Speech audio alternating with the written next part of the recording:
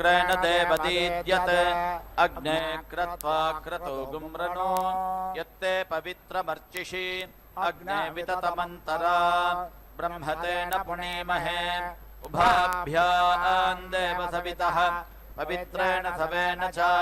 इदम् ब्रह्म पुणीमहे वैश्वदेवी पुनते देव्यागात् यस्यै बह्वीस्तनुवो वीतपृष्ठाः तया मदन्तः स्वधमाद्येषु वयग्रस्यामपतयोरयीणाम् वैश्वानरो रश्मिभिर्मा पुनातो वातः प्राणेन शिरोमयो भूः या वा पृथिवी पयसा पयोभिः ऋतावरे यज्ञये मा पुनीताम् बृहद्भिः सवितस्त्रिभिः परिशिष्टैर्देवमन्मभिः अग्ने दक्षैः पुनाहिमा येन देवा अपुनता येनापो दिव्यङ्कषः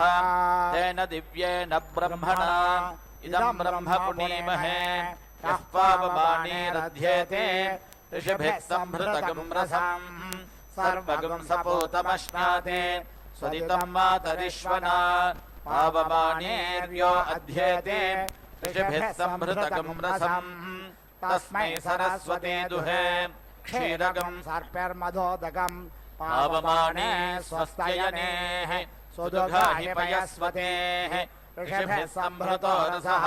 ब्राह्मणेष्वमृतकम् हितम् पावमानेर्दिशन्तु नः इमम् लोकमथो अमुम् कामान् समर्थयन्तु नः देवीर्देवैः समाभृताः पावमाने स्वस्तयनेः सुदुघाहि घृतश्रुतः ऋषिभिः सम्भृतो रसः ब्राह्मणेष्वमृतकम् हितम् येन देवाः पवित्रेण आत्मानम् पुनते सदा तेन सहस्रधारेण पावमान्यः पुनन्तु मा प्राजापत्यम् पवित्रम् शतोद्यामगम् हिरण्मयम् तेन ब्रह्मविदो वयम् पूतम् ब्रह्म पुनीमहे इन्द्रः सुनीति सह मा पुनातु सोमः स्वस्त्या वरुणः समीच्य यमो राजा प्रवृणाभिः पुनातु मा जातवेदामोर्जयन्त्या पुनातु भूद्भुवः सुवः तच्छंयोरावृणीमहे गातुम् यज्ञाय गातुम् यज्ञपतये दैवी स्वस्तिरस्तु नः स्वस्तिर्मानुषेभ्यः ऊर्ध्वम् जिगातु भेषजम् शन्नो अस्तु द्विपदे शञ्चतुष्पदे ॐ शान्तिः शान्तिः शान्तिः।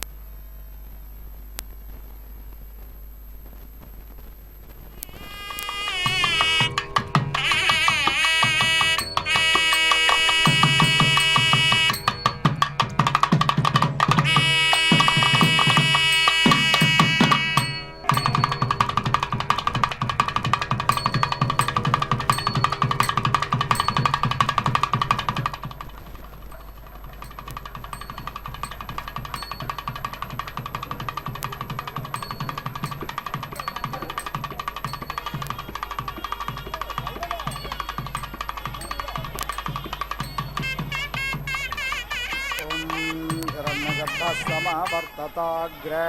भूतस्य जातः पतिरेक आसीत् तदा आधार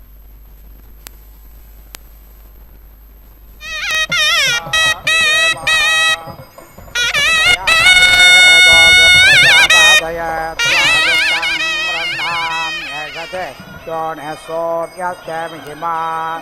यस्तेऽहं संवत्सरे महिमासं बभूव यस्ते माया अन्तरिक्षे महिमासं बभूव यस्ते दिवे सूर्ये महिमासं बभूव तस्मै ते महिम्ने प्रजापतये देवेभ्यः स्वाहा प्रजापतये स्वाहा देवेभ्यः अप्राणतो नेमिषतो माहित्वैकयद्राजा जगतो बभूव यैष अस्य द्विपदश्चतुष्पदः तस्मै देवाय अभिषा विधेम उपयामगृहे दोस्य प्रजापतये त्वाजुष्टं गृह्णाम्येषते योनिश्चन्द्रमास्ते महिमाम् यस्ते रात्रौ संवत्सरे महिमासं बभूव यस्ते पृथिव्यामग्नौ महिमासं बभूव यस्ते नक्षत्रेषु चन्द्रमासि महिमासं बभूव तस्मै ते महिम्ने प्रजापतये देवेभ्यः स्वाहा युञ्जन्ते परध्रमरुषञ्चरन्तं परेतस्थुषाः रोचन्ते रोचनादिवे युञ्जन्त्यस्य काम्याहरे विपक्षसारथे शोणाधृष्णोन् प्रवाहसा यत्पातो अप अगने गन्प्रियामिन्द्रस्य तन्वम् एतज्ञस्तोत्तरणेन पथा पुनरश्वमवर्तयासिनः वसावस्त्वाञ्जन्तो गायत्र नच्छन्दसा रुद्रास्त्वाञ्जन्तोभेनच्छन्दसा आदित्यास्त्वाञ्जन्तो जागतेन छन्दसा भोर्भुवस्वर्लाजीन् छाचेन्यव्यगव्ये एतदन्नामत्तदेवा एतदन्नामध्य प्रजापते तस्वेदे काके चारदे गवस्विज्जायते पुनः यज्ञस्वद्धिमस्याभेषजं किं वावपानं महत् काके चारदे चन्द्रमा जायते पुनः अग्निर्हिमस्याभेषजं भूमिरावपानं महत् स्वेदासेत् पूर्वजत्यज्ञस्वेदासे बृहद्वयाः स्वेदासेत् पिलिप्पिलाका स्वेदासेत् विषङ्गिला यौरासेत् पूर्वजत्यरश्वा आसेत् बृहद्वयाः अवेरासेत् पिलिप्पिला रात्रेरासेत् विषङ्गिला वायुष्वापतैरावत्वसेदग्रे वच्छागेः न्यग्रोधश्च मशैषल्मलिर्वृद्ध्या एषस्य राजावृषा पद्भ्यश्चतुर्भिरेदगन् ब्रह्मा कृष्णश्च नो मधुनमोऽग्नये सज्ञशेतो रश्मिना रथः सज्ञशेतो रश्मिना हयाः सज्ञसेतो अप्स्वप्सुजा ब्रह्मा सोमा पुरोगवः स्वयं वा जज्ञस्तन्वं कल्पयस्व स्वयं यजस्व स्वयं जोषस्व महिमादेन्येन न सन्नशे नवा ओ एतन्रेयसे नरेष्यसि देवां विदेय पथिभिः सुगेभिः यत्र सद सुकृतो यत्र ते ययोस्तत्र त्वादेवस्वाविदाधातु अग्निः पशुरासेत्तेना यजन्दस एतल्लोकमजयद्यस्मिन् अग्नेः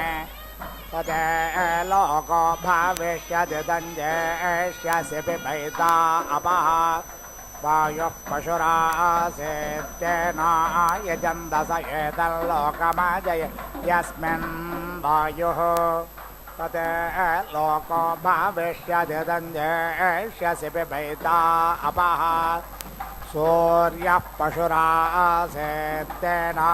यजन्दस एतल्लोकमजयद्यस्मिन् सूर्यः तते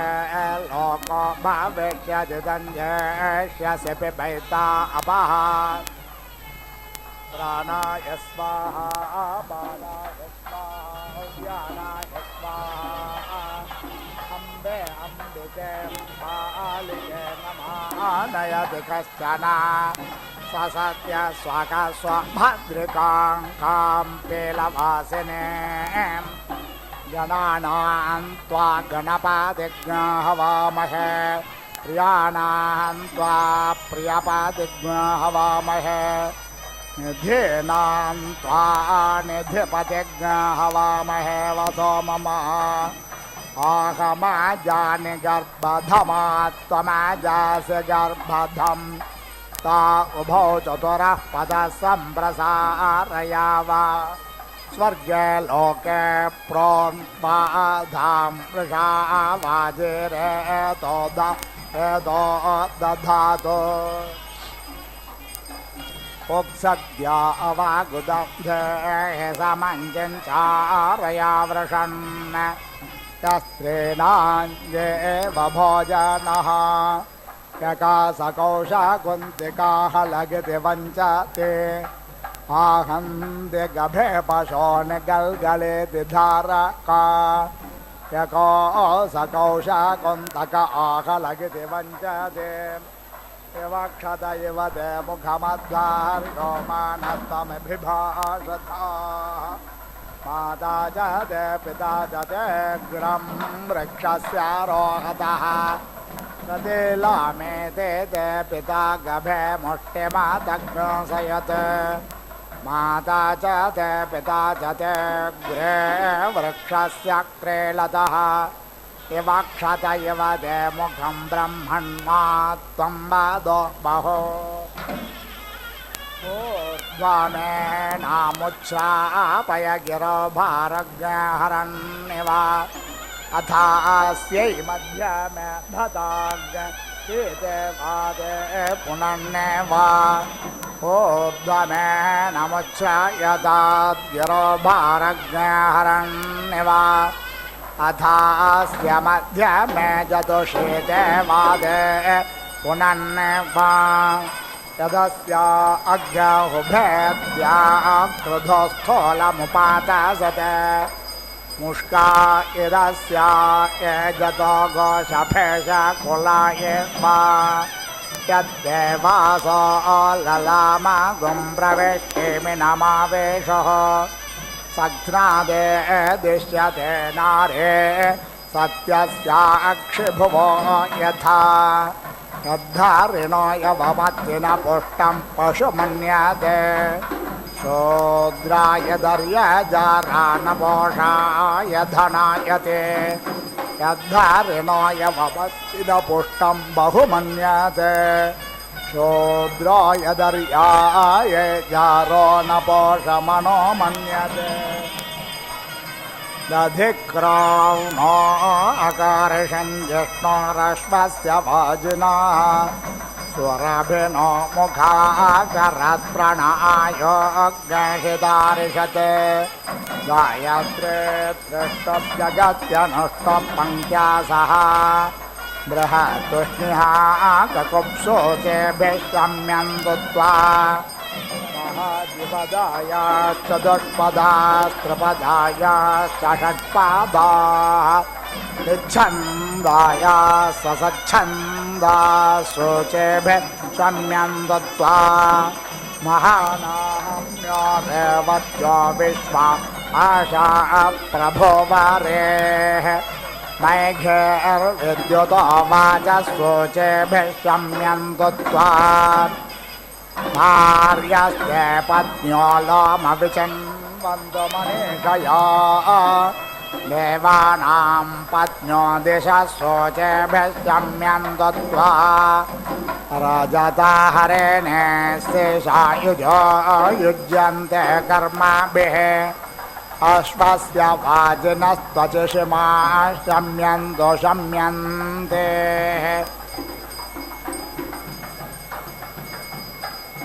वेदाङ्गयवमन्तो यवञ्चिद्यथा दान्त्यनुपूर्वं वियोया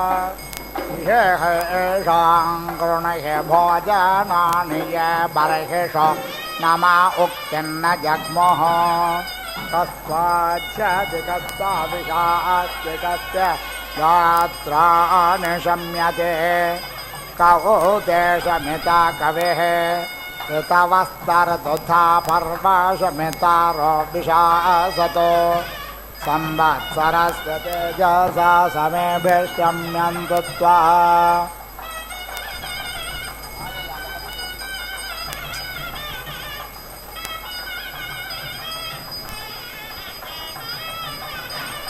अर्धमासा परोज्ञमासा आज्यं द्वशम्यन्तः अहोरात्राणि मरुतो विलिष्टज्ञासोदयन्दते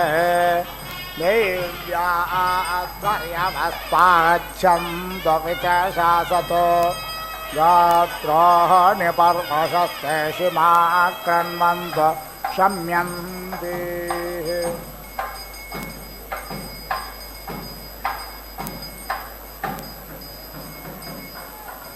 योस्थे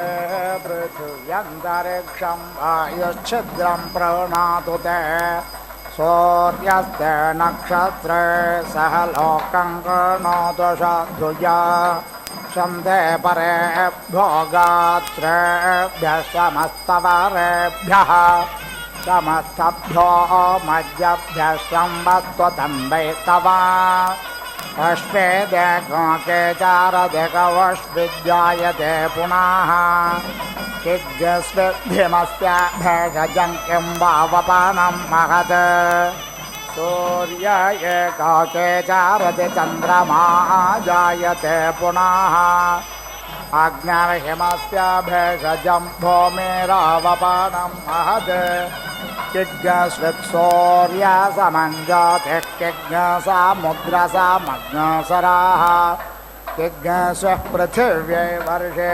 यः कस्य मात्रा न वेद्यते ब्रह्मसूर्यसमञ्जातिर्द्यौ सामुद्रसामग्नसराः इन्द्रः पृथिव्यै वर्षे योऽन्वोऽस्तु मात्रा न वेद्यते पृच्छामि त्वाचितये देवसखयदि त्वमत्र मनसा जगन्था तेषु विष्णुत्रिषु पदेष्टेष्टेषु विश्वं भुवनमाविवेशा अपि तेषु त्रिषु पदेष्वस्मियेषु विश्वं भुवनमाविवेशा सद्यः पर्येमे पृथिवीमुदद्यामे केनाङ्गेन दिवो अस्य पृष्ठं केष्वन्तः पुरुष आविवेशतान्यन्तः पुरुषे अर्पेतानि एतद्ब्रह्मण्युपवल्हामसि त्वा किज्ञस्मिन् प्रतिवोचास्यत्र पञ्चस्वन्तः पुरुष आविवेशतान्यन्तः पुरुषे अर्पेतानि एतत्पात्र प्रतिमण्डनो अश्विनमायया भुवस्युत्तरो मत् आस्वेदासेत् पूर्वतिथ्यः किज्ञस्वेदासेत् बृहद्वयाः कास्वेदासेत् पिलिपिला कास्वेदासेत् पिशङ्गिला यौरासेत् पूर्वचत्यरश्वा आसेत् बृहद्वयाः अवीरासेत् पिलिपिला रात्रेरासेत् पिशङ्गिला का ये मरे पिशङ्गिला का ये अङ्कुर पिशङ्गिला कये मास्कन्दामर्षति कयें पन्थां विसर्पते अजारे पिशङ्गिला श्वावित्कोरो पिशङ्गिला शश आस्कन्दामर्षत्यः पन्थां विसर्पते कत्यस्य विष्ठा कत्यक्षराणि कति होमास कतिधा समिद्धः यज्ञस्य त्वा विदधा पृच्छमत्र कति होतारऋतुषो यजन्ते षडस्य विष्ठा शतमक्षराण्यशेतिर्होम असमिधो हतिस्रः यज्ञस्य ते दधा प्रब्रवीमि सप्तहोतारऋतुषो यजन्ते ओ अस्य वेदभुवनस्य नाभिङ्को या वा पृथिवी अन्तरिक्षं तस्सौर्यस्य वेद बृहतो जनित्रं गो वेद चन्द्रमा संयतोऽद्याः वेदाहमस्य भुवनस्य नाभिं वेदद्या वा पृथिवी अन्तरिक्षं तस्सौर्यस्य वेद बृहतो जनित्रं को वेद चन्द्रमा संयतोऽद्याः वेदाहमस्य भुवनस्य नाभिं वेदद्या वा पृथिवी अन्तरिक्षं वेदसौर्यस्य बृहतो जनित्रमथो वेद चन्द्रमा संयतोऽद्याः पृच्छामि त्वापरमन्तं पृथिव्याः पृच्छामि यत्र भुवनस्य नाभिः पृच्छामि त्वा वृष्णो अश्वस्य रेतः पृच्छामि वाचः परमं यो मा इयं वेदः परो अन्तः पृथिव्या अयं यज्ञो भुवनस्य नाभिः अयज्ञ सोमो वृष्णो अश्वस्य रेतो ब्रह्मायं वाचः परमं यो मा शुभो स्वयंभोः प्रथमोऽन्तर्म हत्याहर्णवे दधेह गर्भमृत्युयं यतो जातः प्रजापतिः होता यक्षत्प्रजापतिज्ञ सोमस्य महिम्नः सुषतां पिबतु सोमज्ञ होतर्यजात् प्रजापतेन त्वदेतान्यन्यो विश्वा रूपाणि परिता बभूव यत्तामास्तेजुहोमस्तन्नो अस्तु अयज्ञस्यामपतयोरयेणाम्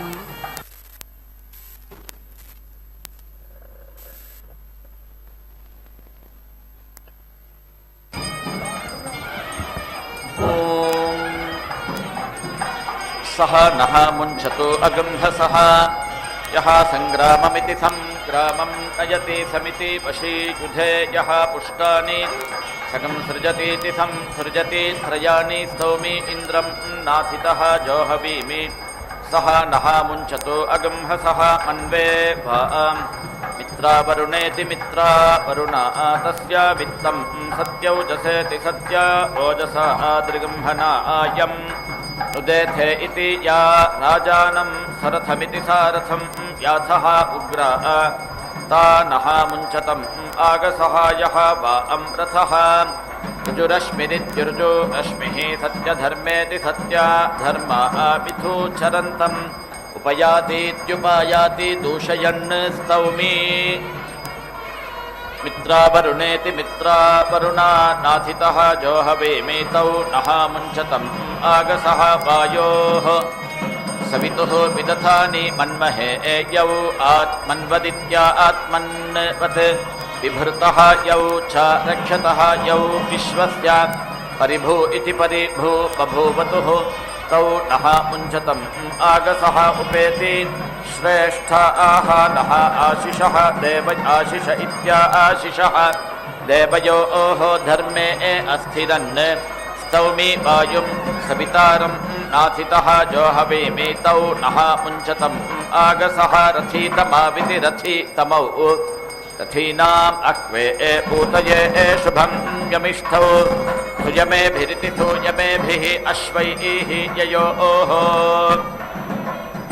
वां देवौ देवेषु अनिशितमित्यनिशितम् ओजः तौ नः मुञ्चतम् आगसः यत् अयातम्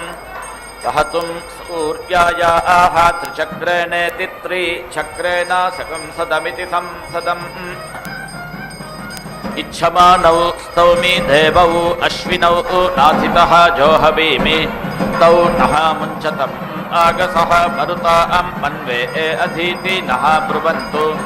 प्रेति इमां वाचं विश्वां ववन्तु विश्वे आशून् हुवे सुयमानिति सूयमान् ऊतये ते नः मुञ्चन्तु येन सह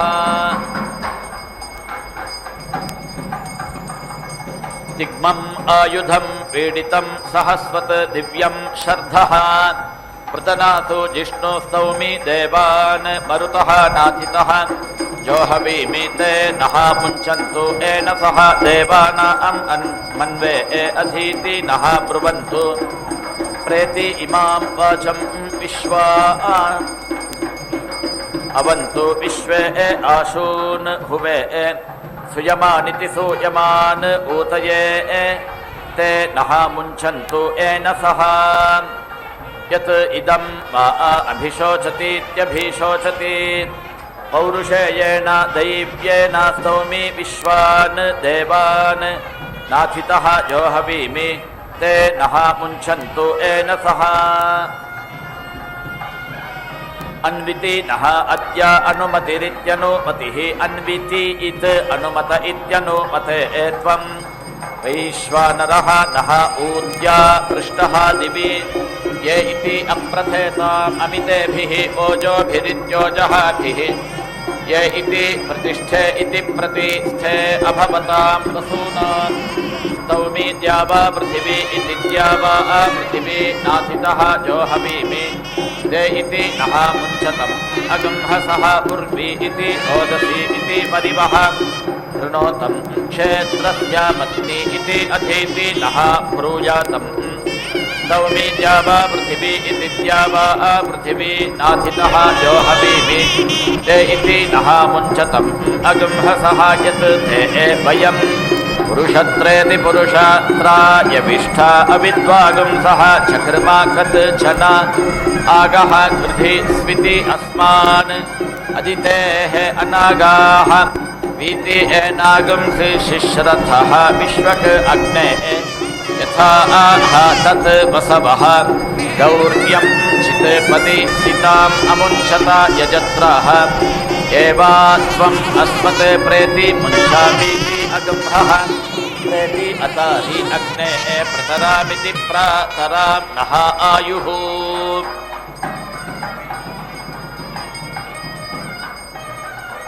ॐ सावित्राणि जुहोति प्रसूत्या इति प्रसूत्यै चतुर्गृहीतेनेति चतुः गृहीतेन जुहोति चतुष्पाद इति चतुः पादः पशवः पशून् एव अवेति रुन्धे चतस्रः दिशः दिक्षु एव प्रतीति तिष्ठति छन्दागुंसि देवेभ्यः अपेति अक्रामन् नामः अभागानि हव्यं वक्ष्यामः इति तेभ्यः एतत् चतुर्गृहीतमिति चतुः गृहीतम् अधारयन् पुरोऽनुभाग्याय इति पुरः अनुभाग्यायै याज्यायै देवतायै वषट्कारायेति वषट्काराय यत् चतुर्गृहीतमिति चतुः गृहीतं जुहोति छन्दागुंसि एवातत् प्रीणाति तानि अस्य प्रीतानि देवेभ्यः हव्यं वहन्ति यं कामयेत पापीयान् स्यात् इति एकैकमित्येकम् एकं तस्य जुहुयात् आहुतिभिरित्याहुतिभिः एव एनम् अपेति गृह्णाति पापीयान् भवति यं कामयेत वसीयान् स्यात् इति सर्वाणि तस्य अनुद्रुत्येत्यनुद्रुत्य जुहुयात् आहुत्येत्याहुत्या एव एनम्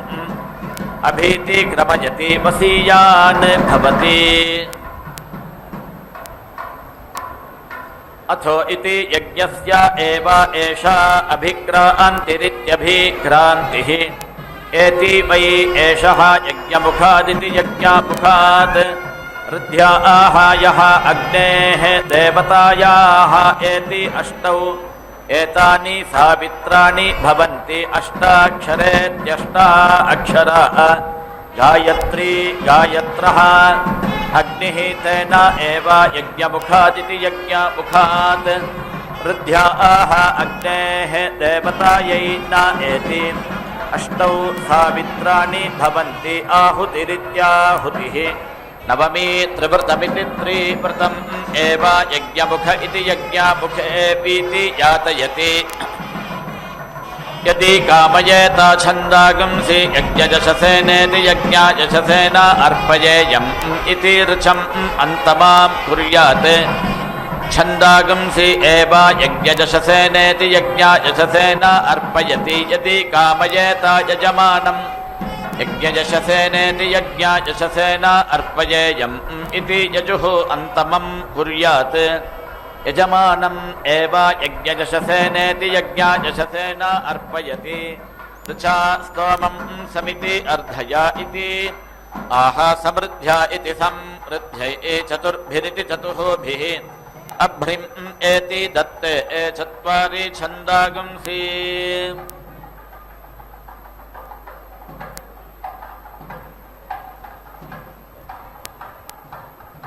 छन्दोभिरिति छन्दःभिः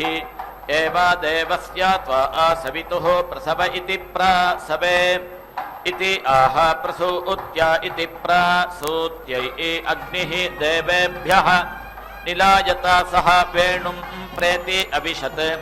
सह एताम् ऊतिम् अनुसमिति अचरत् यत् वेणोः सुशिरं सुशिरा अभ्रिः भवति सयोनित्वायेति सयोनित्वाय सह यत्र यत्रेति यत्र यत्र अवसत् तत् कृष्णम् अभवत् कल्माषी भवति रूपसमृद्ध्या इति रूपसमृद्ध्यै उभयतः क्ष्णूरित्युभयतः क्ष्णुः भवति इतः च अमुतः च अर्कस्य अवरुद्ध्या इत्यवरुद्ध्यै व्याममात्रीति व्याममात्री भवति एतावत् वै पुरुषे वीर्यम् वीर्यसंमितेति वीर्यसंमिता अपरिमितेत्यपरिमिता भवति अपरिमितस्येत्यपरिमितस्य अवरुद्ध्या इत्यवरुद्ध्यै व्यर्थमिति विरुद्धं वै एतत् यज्ञस्य यत् अयजुष्केणेत्ययजुः केन क्रियते इमाम् अगृह्णन् रशनामृतस्य इति अश्वाभिधानीमित्यश्व अभिधानीम्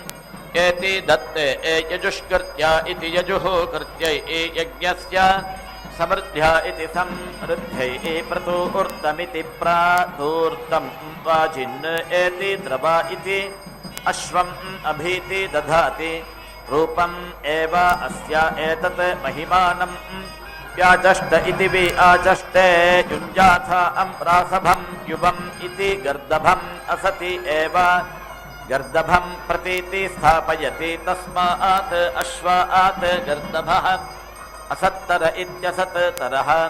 योगे योग इति योगे योगे तवस्तरमिति तवः तरम् इति आह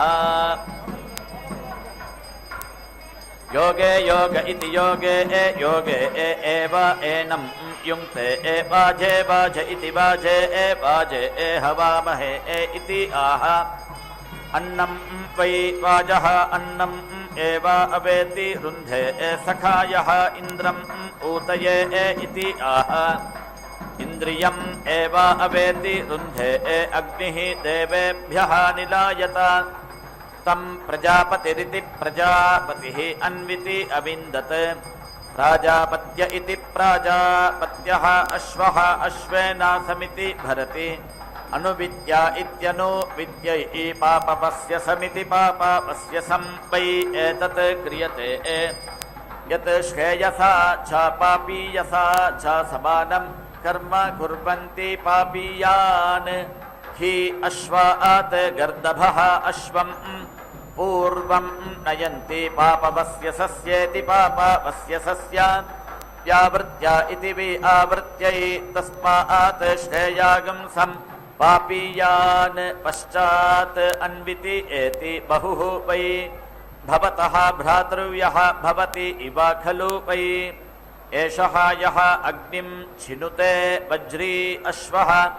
प्रतूर्पन्निति प्रातूर्पन् एति इह अवक्रामन्नित्यवक्रामन् अशस्तिः इति आह वज्रेण एव पाप्मानं भ्रातृव्यम् अतीति क्रामति रुद्रस्य गाणपत्यादिति गाणपत्यात् इति आह रौद्राः वै पशवः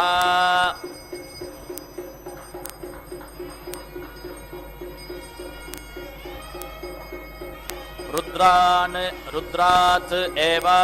पशून् निर्याच्येति नियाच्य आत्मने कर्म कुरुते पूष्णा सयुजेति सायुज सह इति आह पूषा वै अध्वनां सन्नेतेति सन्नेता समष्ट्या इति समष्ट्यै पुरीशायतन इति पुरीशा आयतनः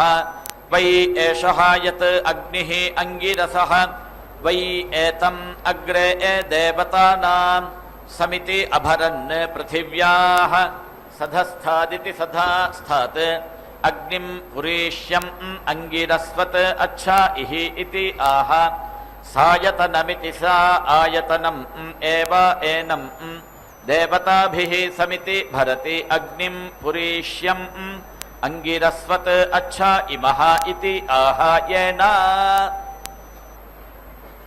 संगच्छत इति संगच्छते वाजम् एव अस्या वृङ्क्ते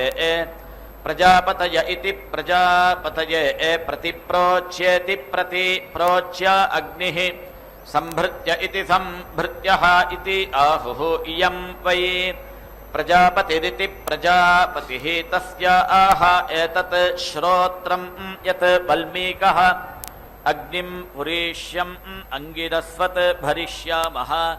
इति वल्मीकवपामिति वल्मीका वपाम् उपेति तिष्ठते साक्षादिति सा अक्षात् एव प्रजापतय इति प्रजापतये प्रतिप्रोच्येति प्रतिप्रोच्य अग्निं समिति भरति अग्निं पुरीष्यम् अंगिरस्वत् भरामः इति आह येन संगच्छत इति संगच्छते वाजम् एव अस्या वृङ्क्ते अन्विति अग्निः उषसाम् अग्रम् अक्षत इति आह अनुख्यात्य इत्यनुख्यात्यै आगत्येत्य आगत्य वाजी अध्वनः आक्रम्येत्य आक्रम्य वाजिन् पृथिवीम् इति आह इच्छति एव एनम् पूर्वया विन्दति उत्तरयेत्युत्तरया द्वाभ्याम् एति क्रमयति प्रतिष्ठित्या इति प्रतिस्थित्यै अनुरूपाभ्यामित्यनुरूपाभ्याम् तस्मात् अनुरूपा इत्यनुरूपाः पशवः प्रेति जायन्ते द्यौः ते पृष्ठं पृथिवी सधस्थमिति सधास्थम् इति आह एभ्यः वै एतं लोकेभ्यः प्रजापतिरिति प्रजापतिः समिति ऐरयत् रूपम् एव अस्य एतत् महिमानं व्याचष्ट इति वि आचष्टे वज्री वै एषः यत् अश्वः दद्भिरिति दत्भिः अन्यतो दद्भ्य इत्यन्यतो दत्भ्यः भूयान् लोमभिरिति लोमभिः उभयादद्भ्य इत्युभयादत्भ्यः यं द्विष्यात् तम् अधस्पदमित्यधः पदम् ध्यायेत् वज्रेण एव एनं स्तृणुते उदिति क्राम उदिति अक्रमीत् इति द्वाभ्याम् उदिति क्रमयति प्रतिष्ठित्या इति प्रतिस्थित्यै अनुरूपाभ्यामित्यनुरूपाभ्याम् तस्मात् अनुरूपा इत्यनुरूपाः पशवः प्रेति जायन्ते अपः उपेति स्पृशति यत्र वै आपः उपगच्छन्तीत्युपगच्छन्ति तत् ओषधयः प्रतीति तिष्ठन्ति ओषधीः प्रतितिष्ठन्तीरिति प्रतितिष्ठन्तीः पशवः अनुप्रतीति तिष्ठन्ति पशून् यज्ञः यज्ञं यजमानः यजमानं प्रजा इति प्राजाः तस्मात् अपः उपेति सृजति प्रतिष्ठित्या इति प्रतिस्थित्यै यत् अध्वर्युः अनग्नौ आहुतिमित्याहुतिं जुहुयात् अन्धः अध्वर्युः स्यात् रक्षागुंसि यज्ञं हन्युः हिरण्यम् उपास्येत्युपास्य जुहोति अग्निवतीत्यग्निवती एव जुहोति न अन्धः अध्वर्युः भवति न यज्ञं रक्षागुंसि घन्ति जिघर्मि अग्निं मनसा घृतेन इति आह मनसा हि पुरुषः यज्ञम् अभिगच्छतीत्यभिगच्छति प्रतीक्ष्यन्तमिति प्रतीक्ष्यन्तं भुवनानि विश्वा इति आह सर्वं हि एषः प्रत्यङ्क्षेति पृथुम् तिरश्च वयसा बृहन्तम् इति आह अल्पः हि एषः जातः महान् भवति व्यचिष्ठम् अन्नं रभसं विदानम् इति आह अन्नम् एव अस्मै स्वदयति सर्वम् अस्मै स्वदते यः एवं वेद एति त्वा जिघर्मि वचसा घृतेन इति आह तस्मात् यत् पुरुषः मनसा अभिगच्छतीत्यभिगच्छति तत् वाचा वदति अरक्षसा इति आह रक्षसाम् अपहत्य इत्यपहत्यै पर्यश्रीरिति मर्याश्रीः स्पृहयद्वर्ण इति स्पृहयत् वर्णः अग्निः इति आह अपचितिमित्यपचितिम् एव अस्मिन् दधाति अपचितिमानित्यपचितिमान् भवति यः एवं वेद मनसा तु वै ताम् आप्तुम् अर्हति याम् अध्वर्युः अनग्नौ आहुतिमित्याहुतिम् जुहोति मनस्वतीभ्यां जुहोति आहुत्योरित्याहुत्योः आप्त्यै द्वाभ्याम् प्रतिष्ठित्य इति प्रतिष्ठित्यै यज्ञमुखे यज्ञमुख इति यज्ञमुखे यज्ञमुखे वै क्रियमाणे यज्ञं रक्षागुंसि जिघागुंसन्ति एतरिहि खलु वै एतत् यज्ञमुखमिति यज्ञमुखम् यरिहि एनत् आहुतिरित्याहुतिः अश्नुते परीति लिखति रक्षसाम् अपहत्य इत्यपहत्यै तिसृभिरिति तिसृभिः परीति लिखति त्रिवृदिति त्रिवृत् वै अग्निः यावान् एव अग्निः तस्मात् रक्षागुंसि अपेति हन्ति गायत्र्या परीति लिखति तेजः वै गायत्री तेजसा एव एनं परीति गृह्णाति त्रिष्टुभा परीति लिखति इन्द्रियं वै त्रिष्टुक इन्द्रियेण एव एनं परीति गृह्णाति अनुष्टुभेत्यनुस्तुभा परीति लिखति अनुष्टुभिद्यनुस्तुप सर्वाणि छन्दागुंसि परिभूरिति परिभूः पर्याप्त्य इति परिआप्त्यै मध्यतः अनुष्टुभेत्यनुस्तुभा वाग् वै अनुष्टुभिद्यनुस्तुप तस्मात् मध्यतः वाचा वदामः गायत्र्या प्रथमया परीति लिखति अथ अनुष्टुभेत्यनुस्तुभा अथ त्रिष्टुभा तेजः वै गायत्री यज्ञः अनुष्टुगित्यनुस्तुक इन्द्रियं त्रिष्टुप तेजसा च एव इन्द्रियेण च उभयतः यज्ञं परीति गृह्णाति देवस्य त्वा सवितुः प्रसव इति प्रसवे इति खनति प्रसूत्य इति प्रसूत्यै अथो इति धूमम् एव एतेन जनयति ज्योतिष्मन्तं त्वा अग्ने सुप्रतीकमिति सुप्रतीकम् इति आह ज्योतिः एव एतेन जनयति सः अग्निः जातः प्रजा इति प्राजाः शुचा अर्पयत् तं देवाः अर्धर्चेनेत्यर्धर्चेन अशमयन् शिवं प्रजाभ्य इति प्राजाभ्यः अहिगं सन्तम् इति आह प्रजाभ्य इति प्राजाभ्यः एव एनं शमयति द्वाभ्यां खनति प्रतिष्ठित्य इति प्रतिष्ठित्यै अपां पृष्ठम् असि इति पुष्करपर्णमिति पुष्करपर्णम् एति हरति अपां वै एतत् पृष्ठं यत् पुष्करपर्णमिति पुष्करपर्णं रूपेण एव एनत् एति हरति पुष्करपर्णेनेति पुष्करपर्णेन समिति भरति योनिः वै अग्नेः पुष्करपर्णमिति पुष्करपर्णं स योनिमिति स योनिम् एव अग्निं समिति भरति कृष्णाजिनेनेति कृष्ण अजिनेन समिति भरति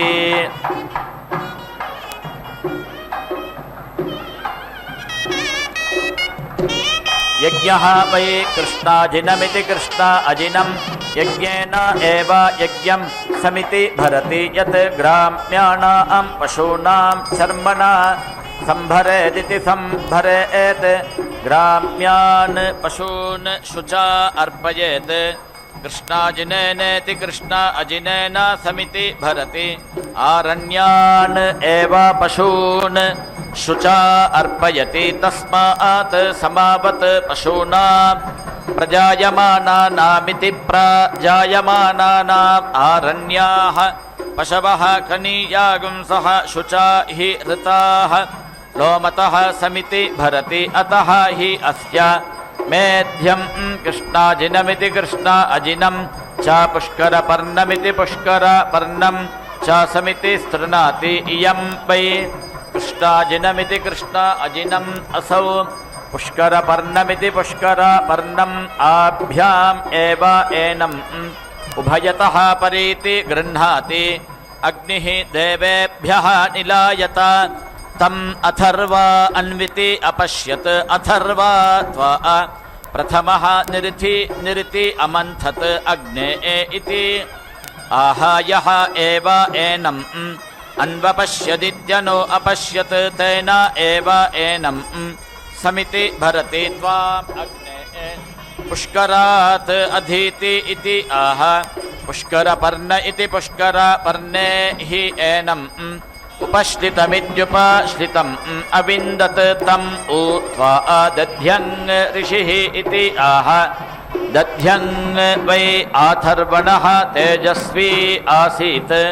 तेजः एव अस्मिन् दधाति तम् ऊत्वा पाथ्यः वृषा इति आह पूर्वम् एव उदितम् उत्तरेणेत्युत्तरेण अभीति गृह्णाति संज्ञानं विज्ञानं प्रज्ञानं जानदभिजानत् संकल्पमानं प्रकल्पमानमुपकल्पमानमुपक्लृप्तं क्लृप्तं श्रेयोपसीय आयत् सम्भूतं भूतं चित्रः केतुः प्रभानाभान् सम्भान् ज्योतिष्मागस्तेजस्वानादपगस्तपन्नभितपन् रोचनो रोचमानः शोभनः शोभमानः कल्याणः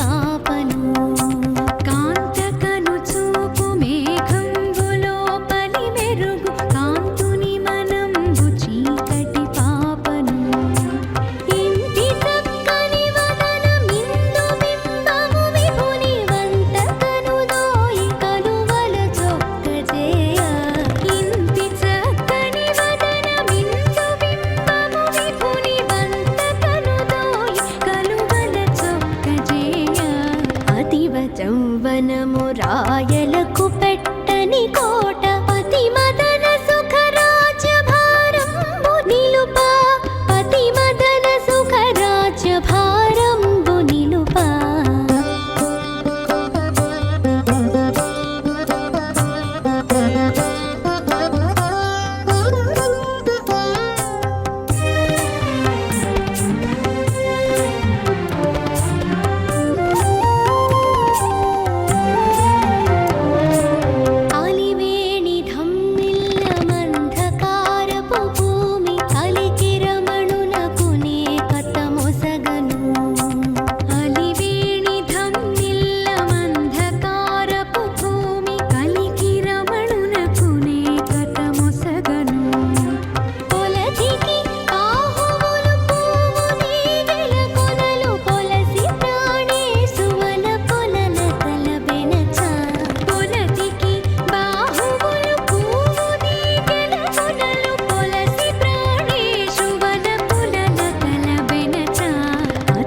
జౌవనము రాయలకు పెట్టని కోట పతి మదన సుఖ రాజ్యభారంబు నిలుపా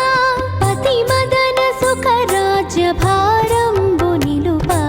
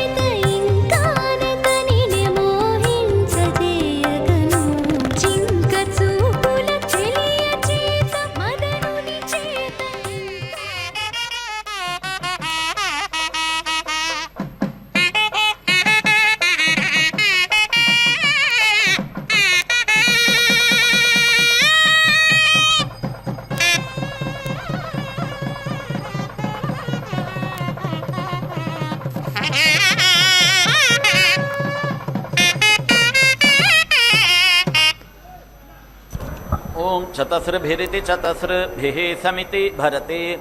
చత్వారి ఛందాగుంసి ఛందోభిరితి ఛందఃభిః ఏవ గాయత్రీభిః బ్రాహ్మణస్య గాయత్రః హి బ్రాహ్మణః త్రిష్టుక్భిరితి త్రిష్టుక్భిః రాజన్యస్య त्रैष्टुभः हि राजन्यः यं कामयेत वसीयान् स्यात् इति उभयेभिः तस्या समिति भरेत् तेजः च एव अस्मै इन्द्रियं च समीचि इति दधाति अष्टाभिः समिति भरति अष्टाक्षरेत्यष्टा अक्षरा गायत्री गायत्रः अग्निः यावान् एव अग्निः तं समिति भरति सीदा होतः इति आह देवता आह एव अस्मै समिति साधयति नीति होता इति मनुष्यान् समिति सीदस्व इति वयागुंसि जनिष्व हि जेन्यः अग्रे अह्नाम् इति आह देवमनुष्यानिति देव मनुष्यान् एव अस्मै सगुंसन्नानिति संसन्नान् प्रेति जनयति क्रूरम् इव वै अस्याः एतत् करोति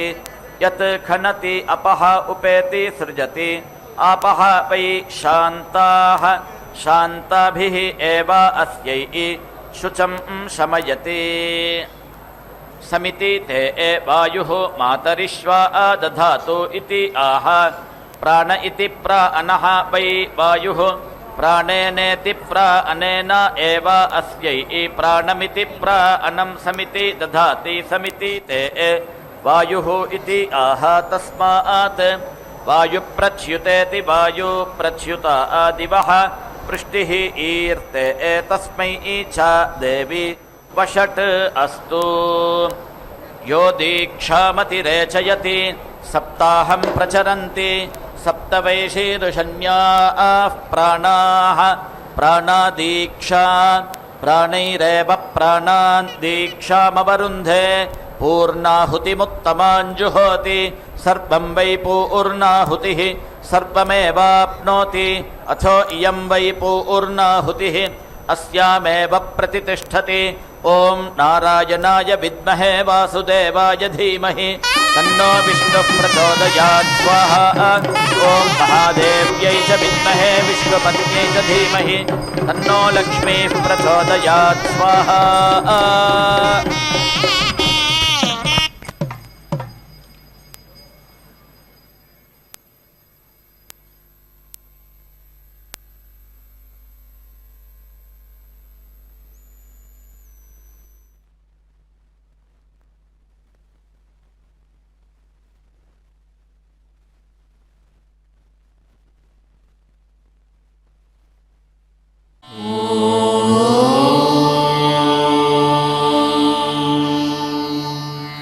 ना